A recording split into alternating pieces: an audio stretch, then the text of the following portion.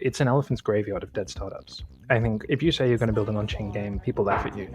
And the more we looked at it, we realized if we do anything other than the simplest project we can, we're dead.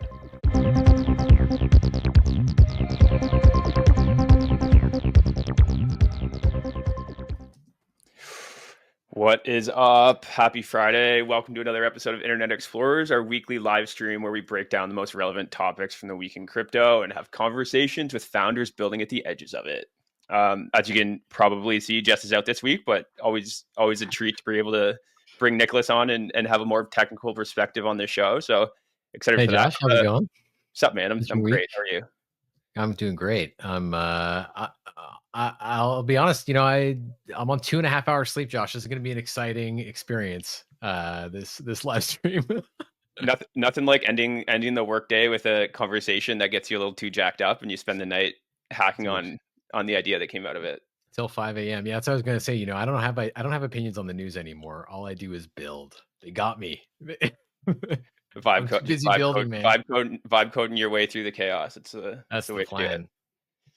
I mean, it's the only way. I mean, the vibes are smarter than I am. I don't know. It's a whole experience. It's the promise, right? Nice. So yeah, we have a great set of topics and guests lined up for today. So going to get into nice raise by SC Club Portco, talk about a new tokenized AI native subforum platform, the imminent rise of 3-person unicorns, state of Farcaster Miniapps. Going to talk to Lethe from Kamigotchi, an on-chain MMO that we're really excited about. Talking to Jaimin from Beans, a token-based internet curation platform. So lots on the docket for today. Totally. Yeah, Pete, before we jump in, let's see how our puppet's doing first. That's right, our puppet. I'm also on 3 hours of sleep. I'm eating Fruity Pebbles Rice Krispie treats, and I don't know, life is good. Just had a banana with a brown spot. Ate the brown spot. Everybody's happy, man. That's good. Were you up planting trees, or what were you doing? No. Well, I actually don't remember exactly what I was doing. Cutting SVGs. I was cutting SVGs. It's been a lot of cutting SVGs lately, and 3JS, which is cool. It's amazing what you can do in the browser. These people are working hard for us, so thank you. Love it. Yeah, let's jump in. We got a bunch of topics to get to before we bring Lethe up. So yeah, excited to start with a nice announcement out of Plastic Labs this week. So they just closed their $5.35 million raise. Lucky to be a part of that adventure. And I think what they're building's pretty cool and worth shining some light on. So basically what they're building is personalization infrastructure for LLM applications that creates and manages like really holistic and nuanced user identity representation. So, think like beliefs, communication styles, learning habits, emotional contexts. Really like their focus is on making it really easy for app developers to build deeply personalized user experiences well beyond what you can do with chat logs and the reg approach that most kind of builders and applications take today. And ultimately, their plan is to build an interoperable user data layer, so application developers can actually provide these experiences from day one without having to kind of build up all that context and data themselves. And I think not only is this critical infrastructure as AI applications move kind of into softer use cases like therapy, education, companionship, kind of a lot of these emerging things we're seeing, but also just for combating the lock-in that these closed platforms like OpenAI are building towards. And actually OpenAI just announced this week that the introduction of memory, and pretty quickly you could imagine how hard it would be to compete if ChatGPT obviously has all this distribution, millions and millions and millions of people using it. The idea is that other AI apps integrate Plastic Labs tech, and the memories are essentially shared across apps. Exactly. Yeah. Yeah, because you could imagine how pretty quickly, how intimately ChatGPT is going to start understanding you, and if there isn't something that kind of levels the playing field for emerging app developers or smaller app developers, how it would feel like you're like on a first date or something with all these other products versus this thing that like intimately knows you well. And I think that would be a pretty hard kind of 0 to 1 experience to overcome. So yeah, pretty excited about what they're building. Maybe we're gonna have to end up you're gonna keep secrets from Grok that you'll tell to ChatGPT. It's really exciting because I actually feel like the memory can be sort of a poisoning in and of itself. True. Also, where it's Facebook programmed in. Right. It's like I want the first date. I need a fresh take sometimes. Right. It's funny too how they like just announced this, but already like you can already tell that it's like learning from your past experiences. Like any question I ask, whether it's related or not, it responds with like a seed clump contextual response. For me, they gave me some prompt that was like, try it now. And it asked to do like, remember we saw that JC4P had that roast frame on Farcaster that everyone Yeah. wrote based on their recent casts and gave like a really harsh roast. They prompted me right in the app to just try it with like a nice one. And yeah, it has some memories of me already. We'll see how intense it is. They seem to say that it knows like essentially all of your conversation history. So I'm curious to see how deep that goes. I'd be curious why, to see apps that are integrating this Plastic Labs stuff, how they're leveraging it, why it's beneficial to them to share the data back to the protocol. Yeah, so they actually have some like a kind of experimental products that they've built that kind of gives you a sense of it. I forget what it was called, but we were playing around with it maybe, I don't know, 6 months ago, and yeah, it's pretty fun. So worth checking out their site and playing around with it and reading more about their vision behind it. It's, I think, important and really interesting. Let's jump now to Subs.Fun. So this is a new consumer crypto product that dropped this week, that I think is worth looking at and playing with. So it's basically an app that allows you to trade, post, and earn in tokenized subforums. It's basically Reddit with tokens and agent mods. So each subforum, they're token gated. Each subforum has a dedicated AI agent that learns from the content posted, rewards quality contributions with tokens, and I think ultimately like contributes to the forum as well. And really what they're trying to build is they're really trying to turn static forums into what they call like intelligent organisms that learn and generate real value for their creators and members.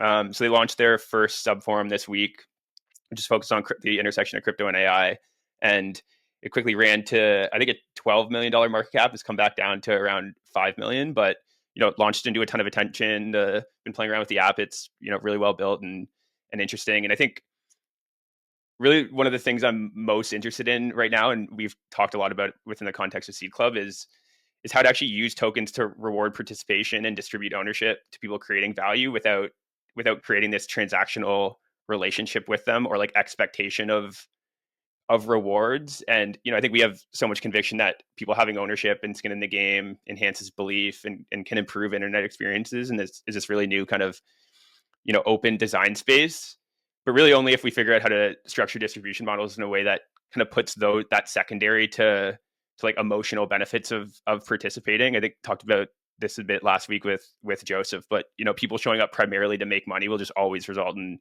low effort participation, shitty communities, horrible retention, and I think that's just largely the state that the vast majority of crypto projects are in today. So excited to capitalism. bad news for capitalism.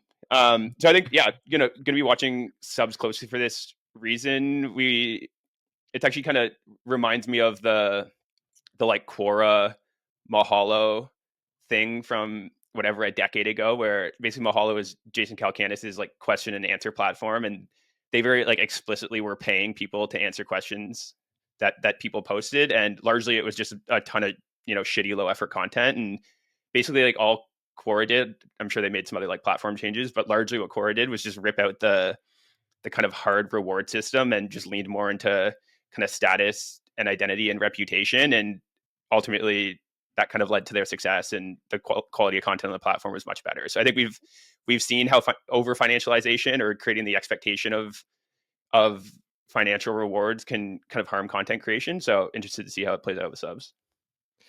Yeah, I agree. I mean, that is the challenge. Like challenging something like Reddit, but starting with tokens may bias the social dynamics to be less what makes us love Reddit, and maybe actually, I don't think the token ethos really overlaps at all. So it'll be a different audience, but yeah, it is challenging. I think like Hacker News or other kind of places where quality conversation happens, financializing them is a challenging thing to do. But it's interesting to see this app, and their design is very clean and it's a nice product. It's a nice product, and I think what their basically the token model is, I think 80% ish of tokens get get sold. So to get access to the sub community, you have to buy it. I do think this like buy-in versus just kind of coming in and earning is actually a better way to. So it's a bit friend tech almost. It's a bit friend tech like, and then I think 20% of the tokens are held back for the agent to distribute through kind of community participation. So yeah, they launched their first forum. I think they're going to open up creation of subforums soon. I think have a bunch of people wanting to. I mean, seeing a token run to 12 million, and obviously creates a lot of interest from people wanting to launch their own. So yeah, worth checking out and keeping an eye on, I think. Nice, very cool. Nice. So yeah, quickly, and then Nicholas will jump to a few of your topics. Yeah, want to talk about this 3-person unicorn post by NFX. So really what they are highlighting here is that I think the big change in kind of organization building or startup building is, of course, the rapidly improving AI, but really the people using it effectively is, founders starting to like think and build in systems. And I think they had a cool analogy in this post where they compared it to the concept of allometric scaling in biology, which basically states that, one trait of an organization scales in relation to other traits. So, a bigger heart allows for bigger organs, allows for faster metabolism, allows for longer lifespan. And, in kind of AI native organization building, you need less people, which makes business operations easier, which means fewer meetings, less politics, faster decision making, less office space, more capital efficiency, and, ultimately like more time serving customers and, building bigger businesses. So I think it's interesting because we all like very intuitively know this today, but I still think, and including ourselves, that the vast majority of teams are still dramatically under investing in building out AI systems and workflows. And I think largely it's because it takes meaningful effort upfront to do, of course, but the compounding benefits you get from it once they're set up just dramatically outweighs the effort. So still surprised at how kind of consensus it is that this is the future, yet how few teams are actually like really leaning into it. And there's another. Oh, go ahead. Well, on this topic, I was sharing maybe in January or February that Sahil Lavingia video PMing with O1 Pro, V0, and DeepSeek. And that video was very influential to me in this vein to really say, you just need, like, it ends up being that high agency people use the tools to do more than they ever could before. Mm-hmm. And so really what you want is just a very small number of high agency people who are all adding significant value and not filling a seat that is like a job title or something, but instead just getting stuff done. And really you get this massive compression of bureaucracy and also of communication, because actually it's like the mythical man month stuff. Just as the organizations scale, you have to have more communication to make sure you have the same idea in different people's heads. And so it just multiplies. And that is in our workflow on the product team at C Club, I think the biggest thing has been just reimagining things from working prototype first or like sooner rather than a big long planning process, and also much more collaboration around the definition of PRDs to make them much tighter and much more well reflected upon before we embark on something. And why spend a month in design cycles when you can ship something in 2 days and see what happens? Yeah, or even like you do a PRD and then you give it to V0 and have a front end you can play with. Yeah, it's not plugged into a back end, but you can play with like a mock-up of the app, which to me reminds me a lot of the Apple process, Apple Design Studio, of having like, they tested every size of iPhone between and around the sizes that they shipped as wooden or plastic CNC'd mock-ups. And to have the physical thing in front of you just changes how much you can think about it. So to me, like a 3-person unicorn is, there's sort of no limit. It's like one person is very useful and does something new that was not being done before. And then at some point they reach the limit of what they can achieve on their own and want to help with something or want to offload something. So then someone who has a complementary skill set and is high agency in that domain is a good person to add. Not like, oh, I need to hire I need a co-founder. So like, no, you don't need a co-founder. Right. You need who you actually need in practice. So it's more organic, and the Levels IO stuff is also obviously very influential in this stuff. It is amazing that, like, I mean, Figma was such a sick tool for iteration and collaboration when it came out, and now it's literally easier to just build a fucking website than it is to wire up a Figma prototype. Like it's actually crazy. Figma was, yeah. Figma was 100%. yeah. Yeah, I think in this post they talk about it's like the visionary CEO, the like words person, and the numbers person is like the 3-person killer team there. Obviously there's probably more to it depending on the scale of what you're trying to do, but yeah, this idea of like it should honestly come from organically from what you're doing. Like if the thing you're doing is fundamentally requires code, then probably the coder should be the first person on the project, and then when they need someone, they should add someone. Yeah, and see how it turns out. But it does seem like narrative and something like something you can sell. Yeah, you need both functions. You need some way to capture value and some way to make people aware, go to market. 100%. And yeah, and then piece actually that the tweet that you had up, I thought this was like a pretty good, just like very tangible thread to read for people kind of wanting to go down this path, because this 5-person Arcade's AI team, you know, some I think AI ad SaaS product or something, but they broke out all the way that their ways they're using AI in their workflows. And yeah, piece, if you go back, they kind of like really carved it out into these like specific kind of agent functions that they could Gotta automate. Watch out for those ARR companies. It's like 100%. Since but when? Still, it's like you know, they have the AI growth engineer, they have the AI ghostwriter for X, they have the AI intern, they have, and I think there's probably for like every single, you know, person listening, there's a few of these that you could probably build within a few days and kind of create this, you know, space where it can kind of autonomously operate and probably, you know, create pretty meaningful value for your building. At the end of the day, it just comes down to always like, can you define the problem precisely? Yeah. If you can define the problem precisely, then you can get AI to help you build these little agent script kind of things. I mean, even like, you know, one of them was like just one of their agents just takes the guy's tweets and this like internal database of LinkedIn posts and just goes and posts on LinkedIn for them. So it's like, you know, simple things like that could scale your distribution potentially. Yeah, it's great. Nice. Yeah, Nicholas, maybe we'll do a quick one from you and then we'll bring Lethe up. Should we hop to our guest and we can hop back? Call. Let's do that. Good call. All right. So we have Lethe, correct? Lethe or Lethe are both fine. It's Greek, so it's kind of hard to pronounce. So yeah, like I don't think there's a huge consensus on how to pronounce it. Okay, I think I've said it differently 4 times on this show already. So yeah, that's part of the fun. How do you pronounce it? Usually Lethe. I think that's the like canonical pronunciation. There's slight like emphasis on the second syllable, so it's Lethe. Got it. Nice, Lethe.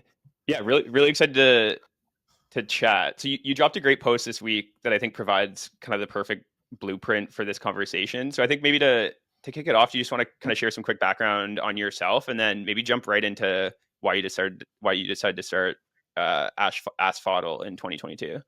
Okay, that's another difficult one to pronounce. It's also Greek, but asphodel. It's Asphodel. Asphodel they're a type of flower, but they're symbolic of the underworld, which is kind of connected with our lore and with the way we're approaching things. I mean, I've been building in crypto for 3 cycles now. My first cycle, I was just kind of like a mercenary builder, like helping product manage people's builds, and I spent a lot of time kind of making other people's dreams happen. In my second cycle, which was like 2021, I built a pretty major protocol on Solana. I don't want to name it because it's pretty easy to identify me, but it was an infrastructure piece. And we were kind of at the core of like the 2021 Solana bull run at the time. And what I saw was that crypto had kind of doomed itself because it was becoming more and more obvious there's this absence of app building and that everything was just relying on yield farming pretty much. So everyone was just following yield. And a lot of people had kind of given up on this idea of building apps. So I realized at this point, like I had a ton of experience and I'd seen a few things. So DeFi Kingdoms and TempleDAO during that cycle, like they really outperformed both crypto games and in the case of TempleDAO, Olympus DAO folks. And I saw this kind of like element of product market fit that no one had noticed, which is that these truly on-chain games, so something that's fully on-chain, if it's financialized properly, it inherently has PMF, especially if you connect it with a token in the right way. And I'd always wanted to build MMORPGs. But they're one of, I guess, of all the types of video games you can build, MMORPGs are one of the most expensive and the most difficult. Because you not only have to build a huge world, you have to build the netcode. And even when you do that, they don't last. So they have a really high failure rate. And if you look at stuff like World of Warcraft or RuneScape, a lot of the time they rely on constant updates. So after 10 years, it's a different game. It doesn't resemble the original. And the more I thought about it, I thought, so what would happen if we completely decentralized an MMORPG? And the answer is you get a virtual world. You get something if it's sufficiently decentralized. So if you can ensure the blockchain's there, if you can make sure the keys to the game are eventually burnt, what you create is a virtual world that'll last forever. And so it hit me, hang on, if I do this correctly, I can make a game that'll still be running in 1,000 years. And in a way, that would be one of the most important types of art you could ever produce.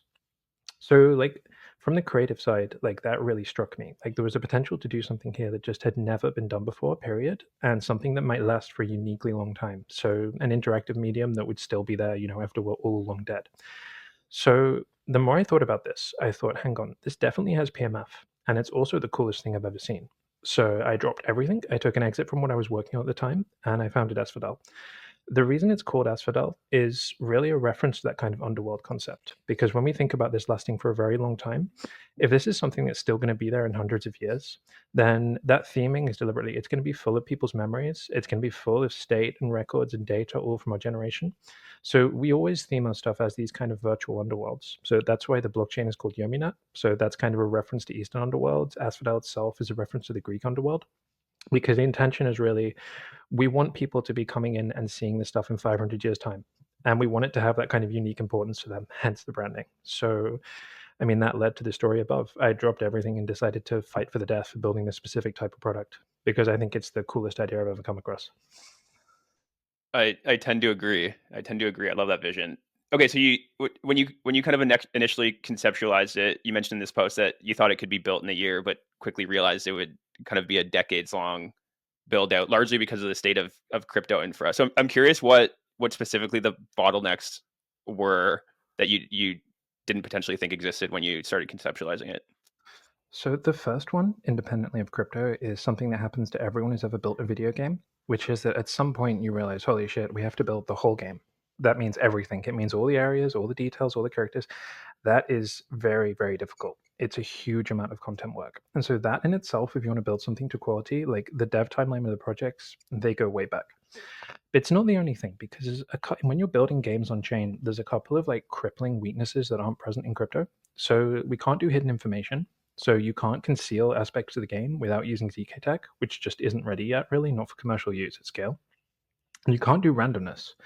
So that's like you're lacking in RNG and you're lacking fog of war. And if you look around at the typical games, almost all of them rely on these two things. So there'll be some elements of randomness, especially in multiplayer, and you don't have full information on what other players are doing. So if you want to build a traditional game, you need those two things. And those two things are not going to be ready in crypto for a long time.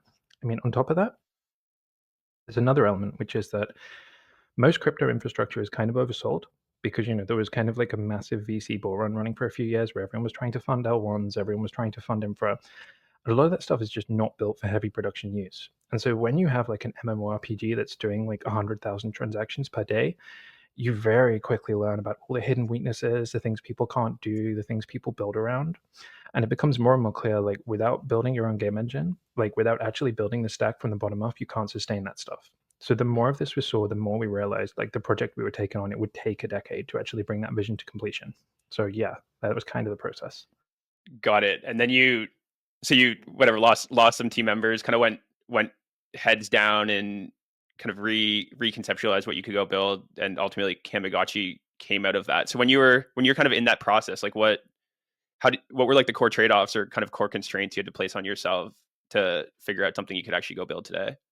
So we figured we had to make the simplest possible core game loop, something that would be both that could survive being completely decentralized, that could survive that perfect information and lack of randomness, and actually be interesting and fun. So this is why the kind of basic flow of Kamigotchi is this kind of simple harvesting mechanic, and we had a lot of complexity on top of it, but it's a very basic idea. You put your Kamigotchi in a place, it harvests resources, other players can PvP you if you don't pay enough attention. It's really inspired by the way that a lot of protocols work, specifically perpetual futures protocols, where you open a position, like you have to keep an eye on it. If your collateral drops too low, other players, or specifically liquidation bots in the case of perps, will liquidate you. So I thought, hang on, perps are fun. Most of the people I know who trade for fun love perps. Like they're kind of like trading on steroids. So if we take that mechanic and we use that to make a kind of core of a video game, that's something we can actually function with. And again, it was the simplest thing we can do. It still took like a year of fine tuning just to have that there. We said the art would be as simple as possible, so we'd keep it like super low fidelity pixel art. And again, that's something that still takes a long time, even if you're doing it this way. We kept the world structure simple. So it's inspired by classic multi-user dungeons. So kind of like a network of rooms that you can navigate. And MUDs are pure text, but we added on this very basic element of visuals. Everything was really designed to keep it as easy and as simple as possible, because if you look at on-chain gaming, it's an elephant's graveyard of dead startups. I think if you say you're going to build an on-chain game, people laugh at you. And the more we looked at it, we realized if we do anything other than the simplest project we can, we're dead. So Kamigotchi was designed to be that simplest possible project. Have you got a screenshot of it on your on the page? There is one somewhere. I don't think there's any videos up right now. So what you're seeing in these are usually the rooms, but there's no like menus visible. If you scroll down far enough, you'll find one. Okay, yeah. so these are that was in game. These are all like in-game images. So this is what the areas of the game look like when you're navigating, just minus the actual UX. It's funny because you said you started with the idea of like so much of crypto is just dependent on yield farming strategies, but ultimately the core game loop is fundamentally a yield farming strategy. No. No, I mean it absolutely is, because that's fun. So in the that's end, it. like we took it, like we knew what worked, and we essentially turned the fun parts of crypto into a video game.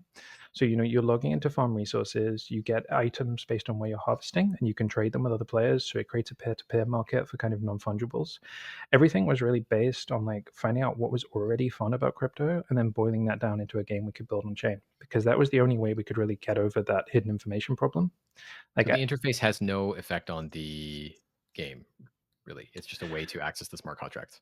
Yeah, There's if you no want to, off-chain data. it is possible to play it completely through smart contracts. So people have created bots. There are automation tools. Theoretically, if people wanted, they could build their own front end, completely reskin the game, and play it from theirs. It's very difficult. You'd have to very deeply understand the game. So the front end is really there for like human usability. But it's possible for AI agents or human automation or crazy MEV hacker types could just call the smart contracts directly. It is completely on-chaining contracts in that sense. Very cool. Got it. And what go ahead. No. I was just going to ask, when you think about kind of the target user group for this, is it really like the intersection of like MMORPG enthusiasts and like DeFi enthusiasts, or do you think there's kind of a broader audience here eventually? Like the core user persona is DeFi traders who used to play RuneScape, and it turns out this is actually a very common type of person. We're really going for that, also kind of inspired by Neopets, but it's really aimed at existing crypto users. So we've kind of found over time a lot of crypto people connect to it in different ways, but we're not interested in Web2 users, or to put it more harshly, we're not interested in normies at all at this stage. This is something that's really designed to hit the current crypto user base. Again, because it's about what works right now, and mass onboarding almost always fails. So especially within like more bearish conditions, focusing totally on like hardcore crypto users, that was kind of always the plan. So can we play today? Can we? Nope. The playtest is down. There will be a little private test server maybe up just before we launch, but until mainnet goes up, the game won't be playable. It was playable for months. You missed your chance. I don't know if you said which when mainnet is planned for. End of this month. So we're just waiting for Initia to launch, but it'll be about 2-3 weeks away now, I think, depending on the exact dates of Initia. Nice. Yeah, I'm curious to get into the Initia kind of Yaminet side of it a little more. So you're launching it alongside your own chain, an ecosystem powered by Initia and Celestia, I think. So I'm curious both kind of why the need or why the decision for your own chain, and kind of how you landed on using Initia for it. Yeah, so one of the dynamics with on-chain games is that they have a disproportionate effect on the ecosystem they launch in. So if you look at DeFi kingdoms in particular, they were like 70% of the volume on Harmony for quite a long time. On-chain games tend to massively create transactions. They're also marketing machines.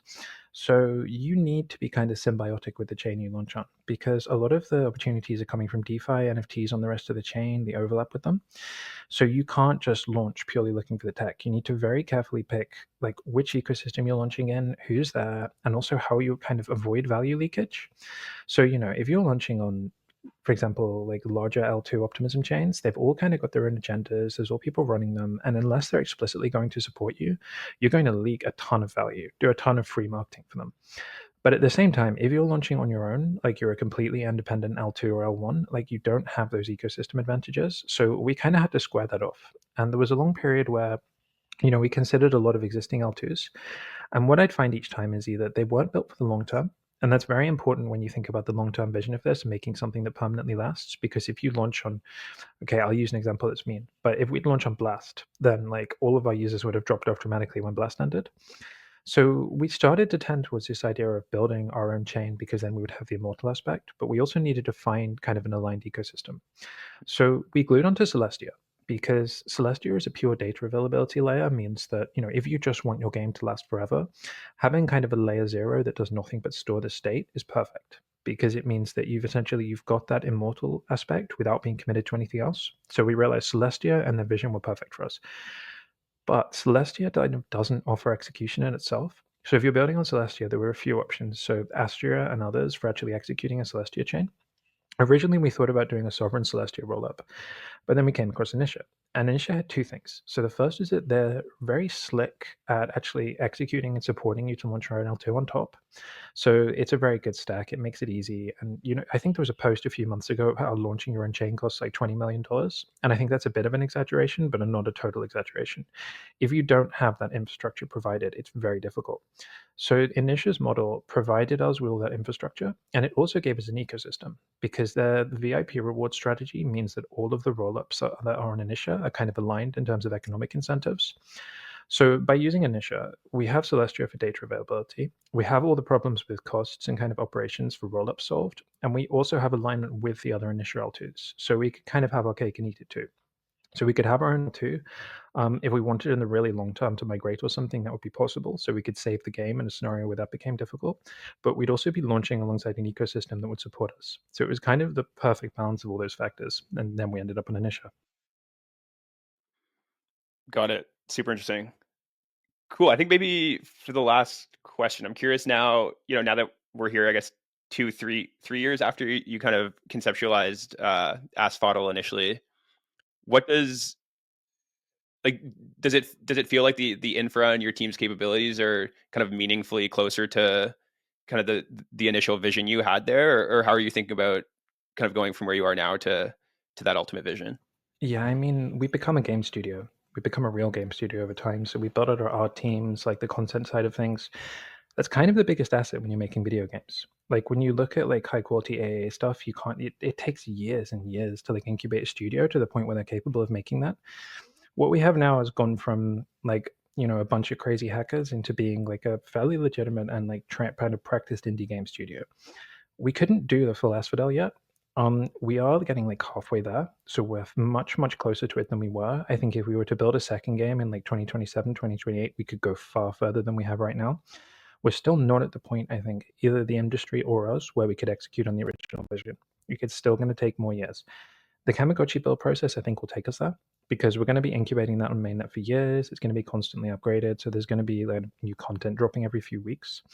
And in that process, we're going to get better and better at mainnet operations. And again, I don't think unless we drill those mainnet operations for like 2 years that we're actually going to be ready to launch that game. So it's kind of the next step on the journey, but we're still not there yet. Got it. Very cool. Actually, maybe last question. So I think in that post you said that you're ready to do your life's work here. I'm curious what kind of the core kind of motivating factor behind that is. Like, why are you ready to go, dedicate your life to building this out? I mean, I guess I said at the start, it's the coolest idea I've ever seen. I've always wanted to build MMORPGs since I was a small child. I now have the chance to do that, and I can do that in a way that will last pretty much forever if we do it correctly. I can build art that people still be building in 1,000 years. They'll still be playing on in 1,000 years, expanding. The code is still going to be modular enough that people can expand that game. So I can create a piece of art that will not just outlast me, but pretty much our entire civilization. I don't really want to work on anything else. I'll be doing this until the day I die. It's amazing. Okay, cool. So mainnet end of month, so people should just follow the account and be on the lookout for that. Follow, keep an eye on it. We'll be dropping a few more docs and details. There may be a short private testnet, so if people are interested, they can jump on a Discord and get a chance to play before mainnet, or they'll be restricted. And then there'll be the mainnet launch. So we'll be launching our token, the NFTs, and then the game will go live, I guess, about a week after the chain does. Amazing. Pumped for it. I Looking forward to it. did play the kind of testnet or pre-testnet a little bit, and as a not kind of deep gaming guy, I had a ton of fun with it. So I can only imagine someone who's your persona of RuneScape, nostalgic DeFi, obsessed person, this is definitely something to keep an eye on. Exactly. Okay, thank you very much. Appreciate it. Take care. Thanks. Very cool. Gonna have to try that game. Were you a? Pretty impressive to pull all that off. Oh, can you hear me? No, you're good. Yeah, you're good. Sorry, go ahead. Pretty impressive to pull all that off with like just $1 million in funding, and to have their own chain and on-chain game. That I think it's true. There's so much to be squeezed out of, like adjudicating multi-party simulations permissionlessly, and on-chain. We still haven't really done. We just have mostly done it for financial things, but obviously every kind of simulation is admissible. So I think we're kind of learning as an industry what's worth putting on-chain. Mm-hmm. And a project like this is really pushing what they're going to try to put on chain. So I think we need more people who are just committed to doing it, right? Because I think if you're purely pragmatic, pretty quickly you decide to not do all the hard work of putting everything on chain. Like, it would have been so much easier for them not to do that, right? But the deep commitment to whatever, building something that's going to exist for thousands of years kind of forces them to do it, and hopefully will pave the way for more people to follow.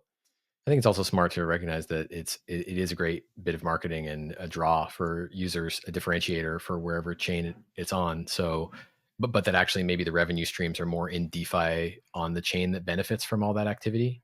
I think is a pretty wise approach. So it's cool. 100%. I guess I'd be curious about how long term the game is, or I actually just want to see if it's fun. I want to try playing. It is fun. I promise you. Sweet. Let's bring Jaimin up. Jaimin, what's up, man? How we doing? GM. Am I visible, audible? You're good. You're up. You're audible. You're visible. You're live. Good. Well, pleasure to be on. Appreciate the opportunity. How's it going, guys? Yeah, we're doing well. How are you? Are you hanging in there? I think you launched a project this week.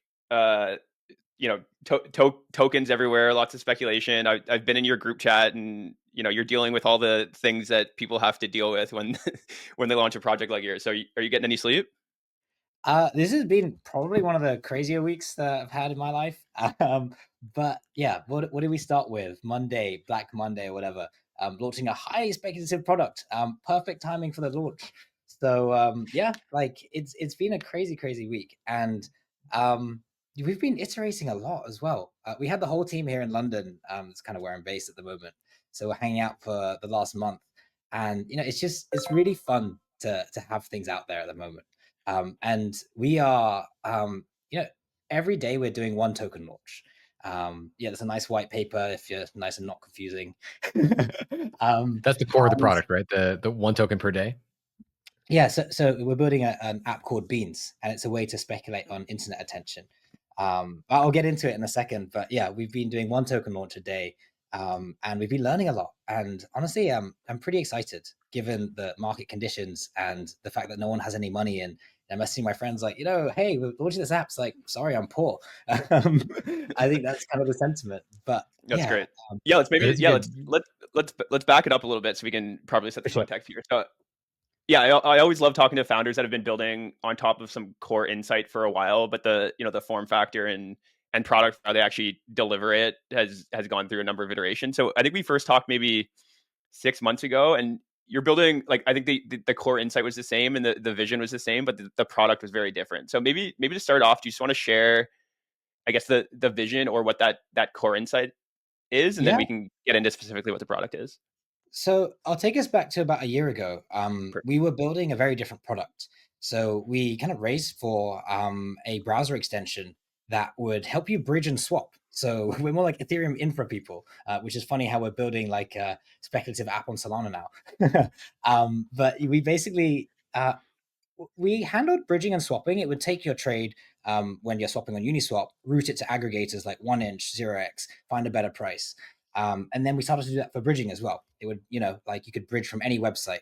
And we didn't really get to product market fit. It's also a very hard business to monetize because all the fees are being compressed, right? And unless you launch your own token, which we didn't want to do for that product, it's very hard to monetize when everyone's competing on price. But we built a really random, fun feature into it, which was a chat box. a chat box with an extension that's on every single website you go to, and it's unique to that website. So it's kind of like, you go to dupe.ag, you see what people are trading on Dupe. You go to uniswap.org, how are you trading these tokens? How do I bridge off this new app that I'm using? This is a scam, don't use it. And we're like, this data is really, really valuable to people, but it's just not at the right scale. And then we built, I'm sure you guys are very familiar with the Farcaster ecosystem. There's an app called Yoink, which when frames came out, just click a button and you capture the flag. It was weirdly addictive. And we saw people keep on pressing this. We're like, why don't we build Yoink into the Caddy browser extension? That was the name of the product. And then people would be basically doing a Yoink, which we called a hat steal because it's Farcaster and there's degen going on. And it would check them in to an app. So, there's apps like Foursquare where you check into restaurants, you become a mayor, build up a profile, a reputation. It's kind of linked to social data. And people were doing that for crypto apps. Now, this data is super valuable in aggregate. So it's like, people were checking into x.com, they're checking into Uniswap, checking into base Minecraft and Solana games and everything.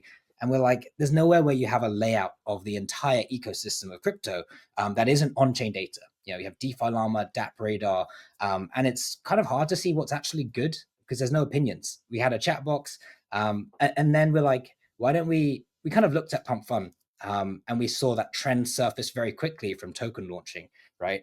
If you look at the front page of Deck Screener, you know exactly what Trump said in the last 10 minutes. It's kind of interesting. And we thought, why don't we take that, the mechanic, and use financial incentives through token launching and trading to incentivize people to bet on apps and discover new things. So that's kind of where the insight came from. That hasn't explained at all what Beans is, but yeah. Let's go there. Let's go there. That's a perfect setup for it. So Beans, it's a discovery app. Users are always looking for the next hot thing, the next exciting thing in crypto. If you actually go to the graduated page here, on the left there, you can see it's kind of like a Cato AI like mindshare map, but this is by market cap. So there's only ever one token per website. The most recent one that got launched is spinning.cat, which I think is a meme coin page. And yeah, it just launched like 20 minutes ago. So just came out of the trenches to launch that one. And then if you check out some of the other ones, you have to click like on the outside. I think it's quite zoomed in the blurry bit, like at the very top, or just refresh the page. Someone launched Trump.com a few days ago. I guess some of the folks launched Gains.trade. But basically we want to map the whole internet by market cap. And one of the good things is there's only one token a day, so there's not too much fragmentation. There, you just discovered something fun, the whatever meme from Spinning Cat, and it's also a token, I guess.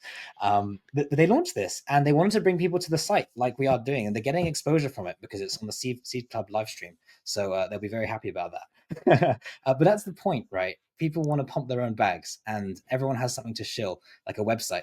You ask anyone, what are you working on? Hey, go to my website. Most people are like, no. But this basically becomes ad space over time. And how is the winning one of each day selected?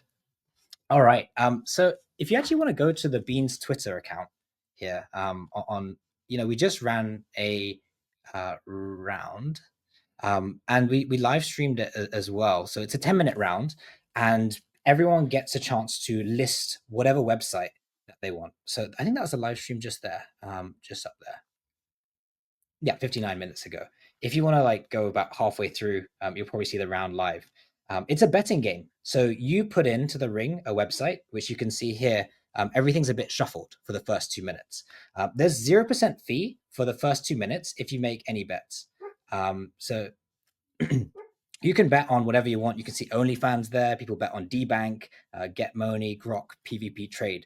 And what you're doing is the top token by, I guess, the pooled soul will graduate and become a Pump Fun meme coin, right? Essentially a meme coin.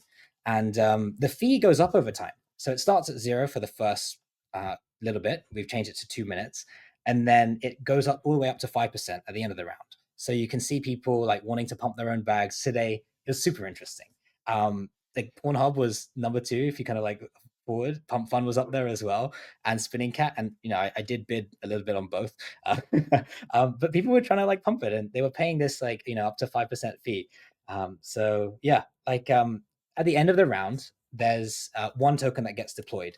Now we saw Pump Fun. It's just insiders win all the time, And my background is in algo trading, and I used to run bots on like trading on Twitter information. So I kind of thought about like the fair launch mechanism, and I didn't really see anything that resonated with how I would prevent against bots. So we built this whole thing from scratch. It incentivizes people to be early to the right thing that they're going to win because there's a fee. But instead of there being a bonding curve where someone's up 100x, the maximum someone can be up is 5% on the launch here. So all your souls pulled together. Half of it's taken and put into the pump fund AMM, their new AMM pump swap. Then the rest of it is actually held, and it comes back to you every second you wait for a vesting period. So you can make a decision. If that token pumps, which the last two did, they went up 20x and 10x, then you can sell at a profit, but you sacrifice half the soul that you've put in if you sell early, and that comes back to you over a week right now. So there's no bots that can actually beat the system here, which I think is kind of cool. And yeah, you're betting on internet stuff that it's like you probably have a good idea of what might win, right? If this does get like a few more users, and I think it's harder with meme coins actually. So I'll pause there. I've rambled for a lot. No, it's great. I think there's a bunch of interesting mechanics that you've built into this that's meaningfully different than any other launchpad, right? The pool sol, so you have 10 minutes, everyone gets in at the same price before it launches. I think what happens to so if you jump in now, what happens to that 2% fee? Is that just that's like a platform fee? Yeah, so that actually you only pay on the token that you graduate, right? If you bet on something that doesn't graduate, you get all your soul back, so there's no fee. Right. But we take that as a fee, and there's also the holder incentive. If you forfeit that, we take that as a fee as well if you sell early. Yeah, got it. And then the half soul kind of vesting over time to try to kind of promote holding over selling, I think it's really interesting too. And I actually played, I think the first day you launched, I bought a bit, and the game theory is interesting where you're watching the price go up. You also see you have a couple soul waiting if you wait, but also you're up 3x, so you decide to sell and bail on that soul. But yeah, it's fun. So I'm curious obviously this is just kind of the start of your vision here. I know you've been building on this for a while, so clearly have much bigger plans for it. So I'm curious where you go from here. Yeah, so it might look like a game at the moment, and we need to do it and make it look fun and kind of have a meme coin element to it. But really, we kind of see this as being a rival to algo feeds. The way that people curate content right now, it's like you like things, you share things. Everyone's got their own tastes, and we want to empower the kind of like curators and tastemakers, especially as AI becomes very abundant. It's so easy to make content now, giblify everything, and it's great. But actually, good taste, which is like, it's kind of the core of why we share things, whether it's, a cool meme on Instagram or whatever it is. We really want to reward the people who curate best. That's why we have this kind of interface. So I will actually, mention, we'll probably have this live by the end of the week. We're gonna be able to curate content using these tokens. So these tokens are not just meme coins. Yeah, I appreciate the tweet. You'll be able to basically stake content. So the more tokens that you accumulate, you'll be able to promote whatever links that you want within that website. So let's say I have x.com. I can promote this tweet that you just wrote if you hold, like some of the 69% of the supply, or like 100% of the supply. And then in the future, we might tokenize that part as well. So I don't want to like give too much away, but this is a way that people can bet and be right to trends on content. So, everyone has their own taste, whether it's only fan models or tweets. You can actually mint that, and you have some upside for that too. And we kind of want to build a social network based on what people are betting on as well. It's like, hey, look, this person just minted Spinning Cat. Like, who's this person? What else have they minted? What ref links have they got as well? Let's say here, Subs.Fun. I just saw it there. It's a new app that launched. I think you guys might have discussed it earlier. Yep. I don't know if they have a ref link, but if you accumulate the tokens and you have something to shill on Subs.Fun, which is your ref link, then there's actually utility to the token, because where are people going to find ref links? Well, Beans, there's one token per domain, and then you can actually like make money from people going to Beans as being the place where you get ref links or whatever. So yeah, we want to be a rival to algo feeds as a social network. Sorry, I didn't catch. Is there a token gate on accessing the chat room for the page, or no, anybody can just show up? If you click on any of these, there's a chat room on, I think it's, the Beanstalk. Beanstalk. So it's not token gated at the moment, and I don't think we will. but we will have, the curation mechanism where it's like, the top holders will be able to curate whatever Bean's Fun / my profile, this Bean, in the future. Interesting. I think it's very powerful, the setup you've got where you have a daily feedback loop about launching new tokens. I'm curious if what you've learned, or even just what that very format of an insistence on a new token every day has changed about your understanding of the product over the past week, or however long it is.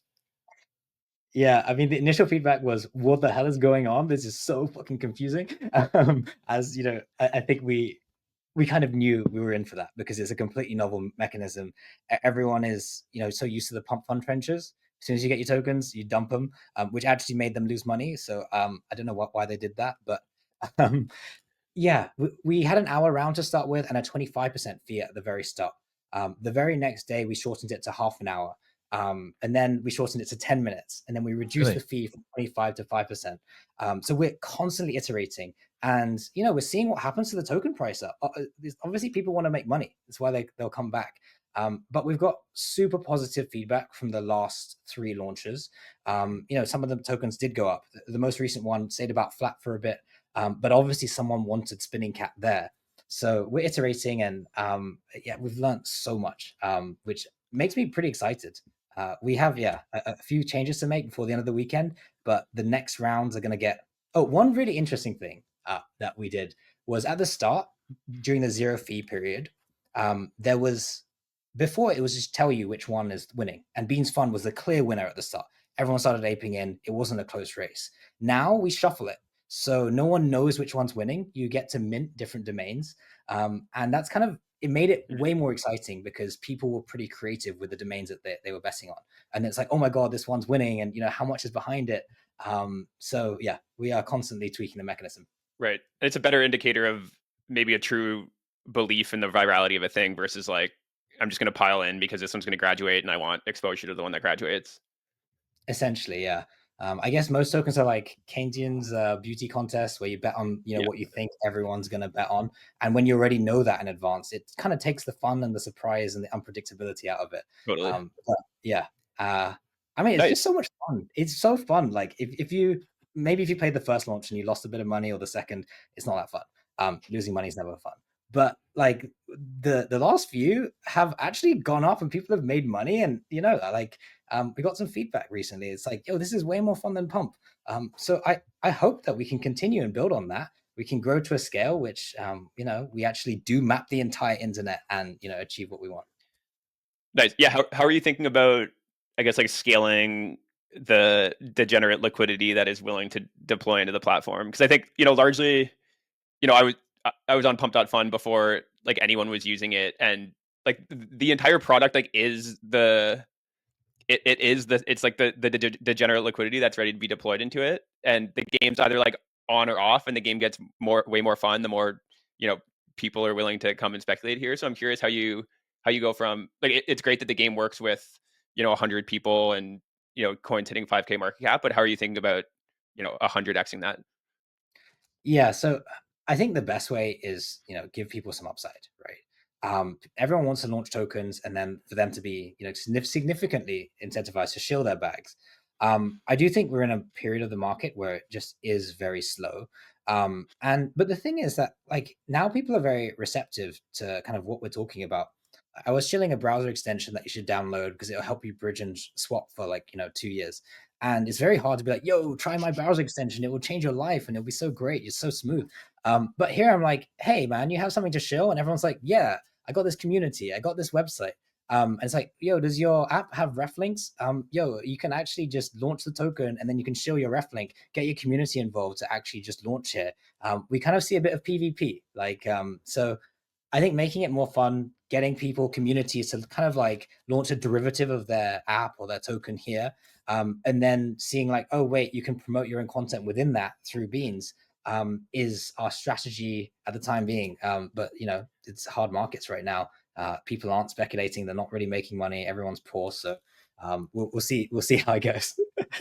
100%. It does feel like it will depend on... You can imagine a certain URL, certain community associated with a certain URL corresponding well with the product, not necessarily like in a sort of contingently. You can't predict on what day the community that's chosen actually super vibes with the resulting product and takes a token somewhere inside their community's lore. So more shots on goal in terms of finding correspondence between whatever happens to win, and you may find outlier situations where like, oh, this community actually memed about it a bunch, and so their token did well.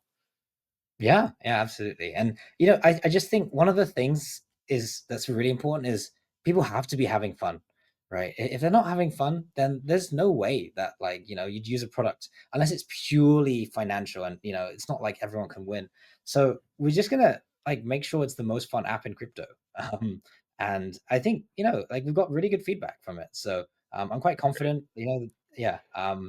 And I think incentivizing people to kind of take control of these tokens when they can stake their ref links, when they can stake their content, it's going to drive some adoption. We just need a bit more attention, and hopefully the markets at some point come back and we have a second half of the bull. But yeah, we're back, baby. We're already back. I wanted to ask you, how long have you been working on this app? Because it's quite sophisticated. There's a lot of functionality. Yeah, we came up with the idea late last year. Kind of launched an NFT collection called Beans, and I learned Rust from January, so I couldn't do any Solana. Never written a smart contract before. Built the contracts. Front end engineer, he became a back end engineer, and you built all this stuff. So we launched it in 3 months. And this is our Any first reflections on that journey from EVM dev to Solana dev?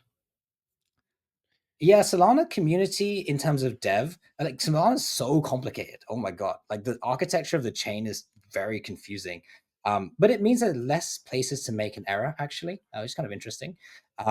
But the community has helped out so much. There's a few Telegram groups I'm in. I'm just like, yo, I have this question. What do you do when you get this error? Which there's no docs or anything that explain exactly how that works. And then people really kind of rally together. Whereas in EVM land, it's very hard to reach devs because devs are celebs, basically. And it's kind of interesting.